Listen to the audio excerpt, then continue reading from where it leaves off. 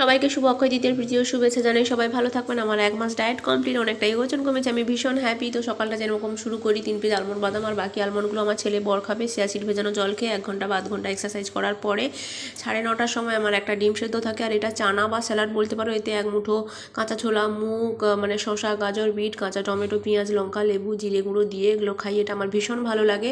তারপরে সকালে রান্না বান্না সেরে, কাজকর্ম সেরে আমি গ্রিন টি খাই। রোজ দিন খাই না কিন্তু, তারপরে কখনো গাছের একটা পেয়ারা থাকলে খাই, না হলে কিছুই খাই না।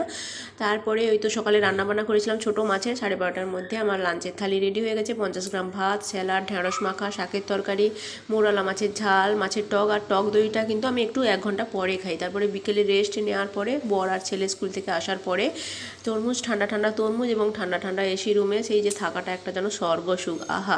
কিন্তু আমার ওজন কমেছে, তার মধ্যে আমি ব্লান্ডার করেছি বলতে যে এরকম লাড্ডু খেয়েছি 1 মাসে 2 পিস। তারপরে বর যখন স্কুল থেকে টিফিন